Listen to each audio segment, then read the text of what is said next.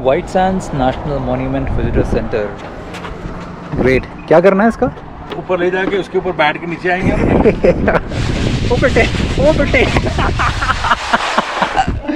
ये मज़ेदार था। शाम के 4:45 बज रहे हैं। कुछ अलग ही हो रहा है पिछले कुछ दिनों से। ट्रिप की शुरुआत हुई थी मेरी यूएसए वाले ट्रिप की लुइसियाना से। काफ़ी दिन तक मैं एक ही जगह पर रहा, करीब 40 दिन। फिर ट्यूसॉन गया, वहाँ पर भी ऐसे रहा। और उसके बाद जब से ही शनिवार, ये जो संडे आया था पिछली बार वाला, मतलब जो लास्ट संडे था, उसके बाद से ट्रिप में अचानक एक रफ्तार आ गई। कल गए थे वहाँ व्हाइट सैंड्स और रुइडोसो। आज हम जा रहे हैं काजवत खैरवान। यस न्यू मैक्सिको में एक और टूरिस्टिक अट्रैक्शन है। क्या ख़ास है ये मैं आपको कल बताऊंगा। फ़िलहाल हम 2-3 घंटे का रास्ता कवर करेंगे, अल्पा से होते हुए जाएंगे। रास्ता बड़ा खूबसूरत होने वाला है, वो मैं आपको ज़रूर दिखाऊंगा। अब मुझे दिख रहा है कि 201 माइल्स दूर है यहाँ से, 3 घंटे 12 मिनट का रास्ता है। चलिए, पापा हमेशा मेरे बोला करते गायत्री मंत्र के साथ शुरुआत होनी चाहिए। हम बोलते हैं अम्बे मात की जय। ठीक है। यहाँ पर अब क्योंकि समय बदल गया है, टेक्नोलॉजी आ गई है, गूगल देवी के बगैर ट्रिप की शुरुआत नहीं हो सकती। इन्होंने बोल दिया हेड वेस्ट, ट्रिप शुरू।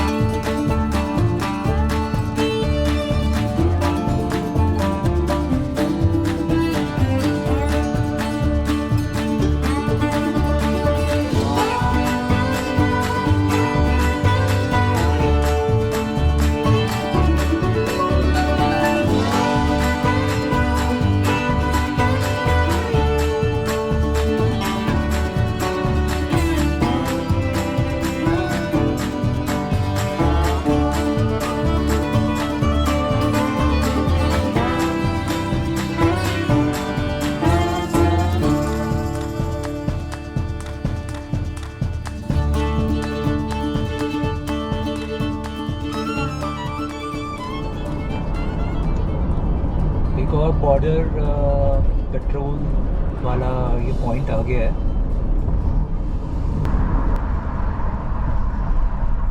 US 180 पर हैं हम। अभी हमारी फ़ोटो खींची है।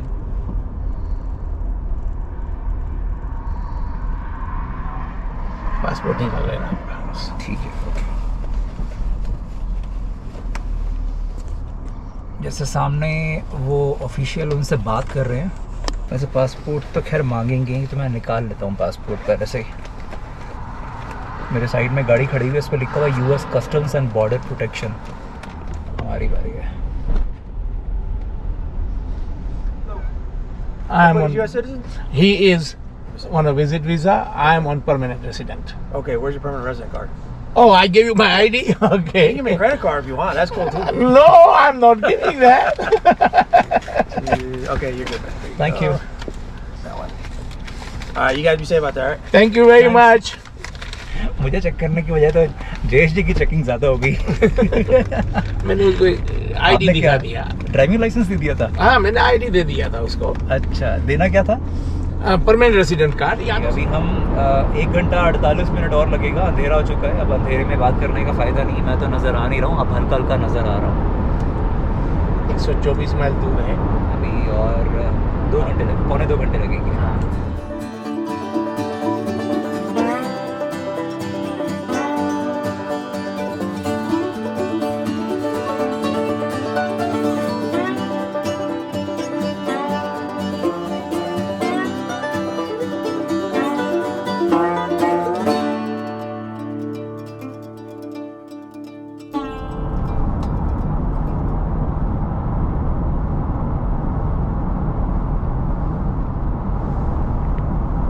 दिन में सब कितना दिखता है ना, तो अच्छा लगता है। हाँ। रात में तो सब डार्क हो जाता है, लेकिन रात का भी कल वो जो एक अलग ही फील था वो। जब कुछ नहीं था, सिर्फ चांद और हम लोग चले जा रहे थे उसमें। बहुत अमेजिंग था।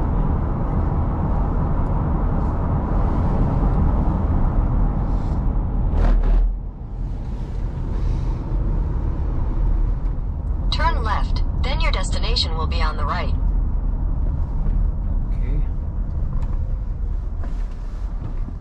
मुझे जयेश जी ने पहले बता दिया था कि जैकेट ज़रूर लेके आना। वहाँ निहार भाई भी बता रहे थे, क्योंकि हम अंदर जाएंगे, शायद नीचे जाएंगे ना हम लोग, या नीचे जाएंगे, ग्राउंड लेवल से नीचे जाएंगे। उस पर आगे है।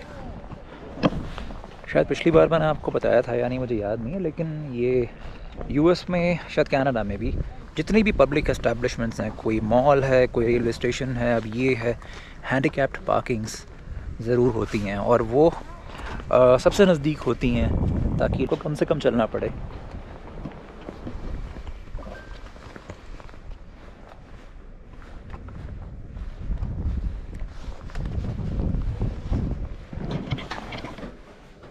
$20 का नोट दे दिया, $15 वापस मिल जाएंगे। और ये है मेरी ऑडियो गाइड। इसको इस्तेमाल कैसे करना है एक बार पूछ लेता हूँ इनसे।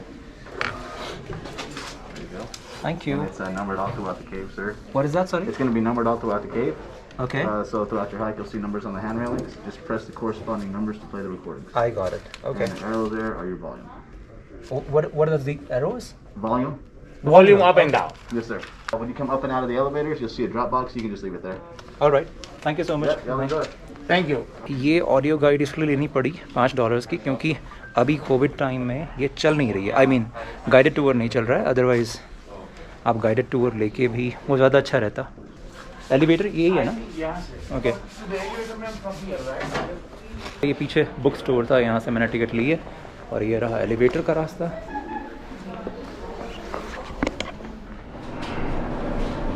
अरे बड़ी तेज़ी से नीचे जा रही है।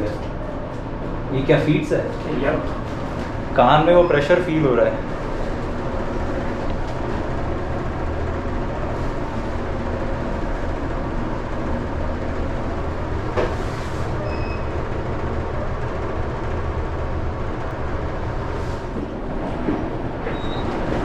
पहुंच गए हैं। हाँ, केव ह्यूमिडिटी में कॉज शॉर्टनेस और ब्रेथ। पहले ही वार्निंग दे दी गई है कि ह्यूमिडिटी हो सकती है केव में, तो सांस लेने में थोड़ी दिक्कत आ सकती है कुछ लोगों को। अच्छा जी, धीरे धीरे बोलना। माय गॉड, यहाँ तो सारा डार्क है, मैं तो नज़र ही नहीं आऊँगा आप लोगों को। तो यहाँ नीचे आने के बाद ये सारी केव है पीछे। अब मैं अपनी ऑडियो गाइड को चालू कर सकता हूँ। मैंने अभी ऑडियो गाइड ऑन किया, क्योंकि वहाँ 20 लिखा हुआ था, तो अभी तो ये करना है, वो करना है, ये नहीं करना है, वो नहीं करना है, वो सुना रहा है।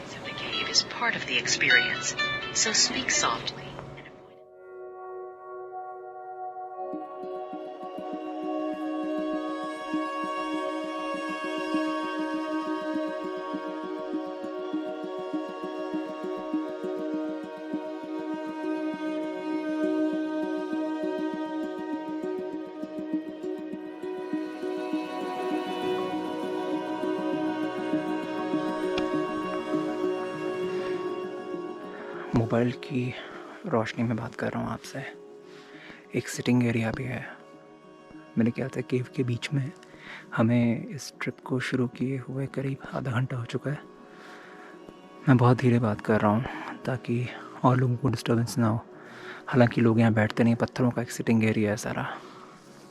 बट एक बात है, ये बहुत अमेजिंग है। मुझे उम्मीद नहीं थी कि ये इतना खूबसूरत होने वाला है। चश्मे पर भाप जमने लगी है मास्क की वजह से। बहुत ही खूबसूरत है ये। चारों तरफ नेचर है, और ख़ास बात ये कि हम इंसानों ने कुछ कंस्ट्रक्टिव किया और इसको प्रिजर्व रखा। साथ ही इसको इस तरीके से रखा कि ये बहुत ज़्यादा भी लाइट्स यहाँ पर नहीं लगाई, उतनी लगाई कि केव का माहौल रहे और आने वाले जो लोग हैं उनको दिख सके कि ये केव है और केव कैसी होती है। डिटेल्स बहुत सारी हैं, गाइड ज़रूर ले लें आप। मैंने तो वो वाली गाइड ले लिया है, $5 वाली ऑडियो गाइड। अदरवाइज़ एक वैसे गाइड हो, इंसानी गाइड, तो बहुत अच्छा है। ट्रिप हो गया ख़त्म। ये था कालपात कैवर्न्स, इस जगह का नाम था। और करीब 1-2 घंटे का ये ट्रिप था। और इस ट्रिप को ख़त्म करके एक चीज़ का एहसास मुझे ज़रूर हुआ कि हम जो इंसान हैं ना, सच में मेरे चलने से इस नेचर पे क्या इम्पैक्ट पड़ रहा है, ये इसका एहसास पहली बार मुझे हुआ इस केव में जाके।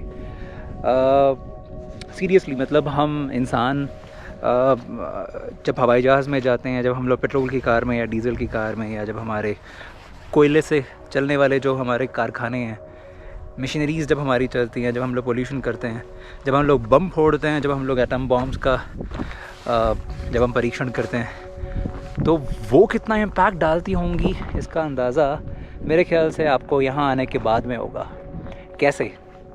मैं जब केव में था, ऑडियो गाइड मेरे पास में थी, उसमें वो बताते जा रहे थे कि ये पता नहीं कितने मिलियन साल पहले ये केव ऐसे मतलब बननी शुरू हुई थी, ये पहाड़ ऐसे बनने शुरू हुए थे। सारा का सारा यहाँ पर समुद्र था, और ये जो स्टैलेक्टाइट्स स्टैलेग्माइट्स एक एक बूंद कर करके इनमें जो रंग चढ़े, ये ऐसे ये खुद बने, और उसके बाद जो रंग आए इनके, एक एक ज़रा सी चीज़ का केमिकल रिएक्शन हुआ, और उसके फॉर एग्ज़ाम्पल ये जो बूंद टपक रही है, ये पता नहीं मतलब ये टपकने के बाद में जो हवा में कार्बन डाइऑक्साइड है वो मिक्स होती है, और उसके बाद वो कुछ बनता है, उससे कुछ होता है, कुछ रिएक्शंस होते हैं जो मेरे समझ में आया नहीं था।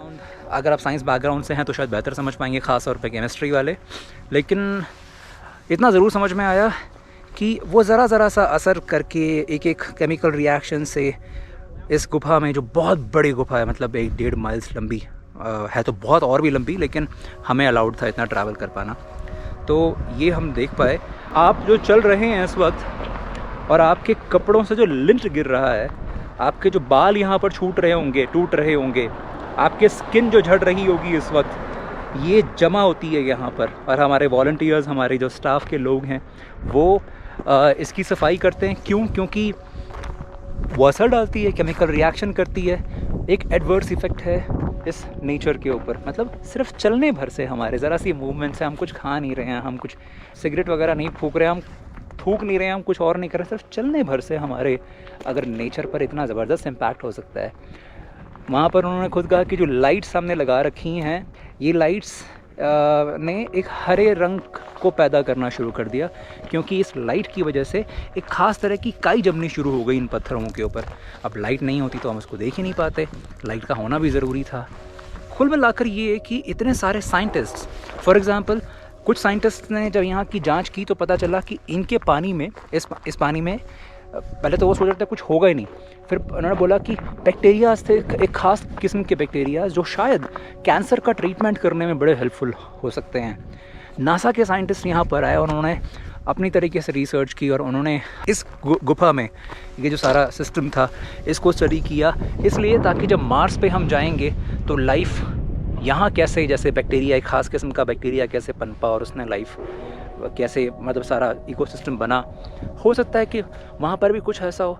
मैं ये सोच रहा था उस वक्त कि यार इतनी सारी चीज़ें हैं करने के लिए, वेयर एज़ हम अपने बजट का, हम अपने बहुत सारे अपने पैसों का, मतलब मान के चलिए 100 रुपये हमारे पास में, उन 100 रुपये में अगर 40 रुपये हम लोग बम कैसे बनाने हैं, हथियार कैसे बनाने हैं, और 10 रुपये डालते हैं हम बच्चों को कैसे पढ़ाना है, बीमारों का इलाज कैसे करना, 5 रुपये डालते हैं रिसर्च एंड डेवलपमेंट कैसे करना है, साइंस को कैसे आगे बढ़ाना है। आप ज़रा सोचिए, वो 40 रुपये अगर हम हथियारों के बजाय अगर हम रिसर्च एंड डेवलपमेंट साइंस में डालें, तो सोचिए कि वो जो कैंसर का जो ट्रीटमेंट ढूंढ रहे हैं यहाँ पर आके जो साइंटिस्ट, उनको अगर ज़्यादा पैसा मिलेगा तो हो सकता है वो ज़्यादा तेज़ी से और बेहतर रिसर्च कर पाएंगे। मुझे लगता है कि हमें सच में बहुत ज़्यादा कुछ सोचने की ज़रूरत है। आज इस कार्लसबैड कैवर्न्स ने मुझे इतना कुछ सोचने के लिए मजबूर कर दिया। पता नहीं मैं इसको पूरा का पूरा डालूँगा या मैं एडिट करूँगा, बट मेरे थॉट्स अंदर जब मैं चल रहा था, मेरे दिमाग में सिर्फ़ और सिर्फ यही आ रहा था। और माना कि हमारे चलने भर से उसमें ऐसा हो रहा है जो नेचर के ख़िलाफ़ है, लेकिन ये भी है कि अगर मैं यहाँ नहीं आता, अगर ये लाइट नहीं होती, यहाँ पर ये विज़िटर्स के लिए नहीं बना होता, तो शायद ये जो आज जो सेंसिटिविटी पैदा हुई है मेरे मन में नेचर को लेकर, या आप अगर आएंगे या पता नहीं लाखों लोग यहाँ से जो टूरिस्ट गए होंगे, वो सेंसिटाइजेशन, वो सेंसिटिविटी, वो जो संवेदनशीलता है, वो शायद मेरे ख्याल से पैदा नहीं हुई होती, मेरे अंदर तो नहीं आई होती पक्के तौर पर। इस तरह की चीज़ें बने, टूरिज़्म ऐसा हो जो लोगों को सोचने पर मजबूर करे अपनी नेचर को लेकर, अपने ह्यूमन होने को लेकर। मज़ा आएगा सच में, बड़ा अच्छा लगा। हमारे जयेश भाई चले गए हैं उस तरफ, वरना जयेश भाई आप वीडियो देख रहे होंगे। भाई बोल रहा हूँ, आपको जी बोलना चाहिए, आप उम्र में काफ़ी बड़े हैं लेकिन अब गुजराती हैं इसलिए भाई भी निकल रहा है। आपको मैं थैंक्स बोलना चाहता हूँ, आपकी वजह से मैं यहाँ आया, वरना मेरे जहन में कहीं पर भी कोने में भी नहीं था कि कार्लसबैड कैवर्न्स जैसी कोई जगह भी है और मैं यहाँ पर आ सकता हूँ। Thanks a lot. घूमिए जनाब सीरियसली, और जयेश जी जैसे लोग हों जो लोगों को घुमाने के लिए इतना, बहुत अच्छा लगता है सच में। थैंक यू कार्लसबैड कैवर्न्स के सारे जो ऑफिशियल्स हैं, बहुत बहुत शुक्रिया आप सभी का इसको मेंटेन करने के लिए। आइएगा ज़रूर यहाँ।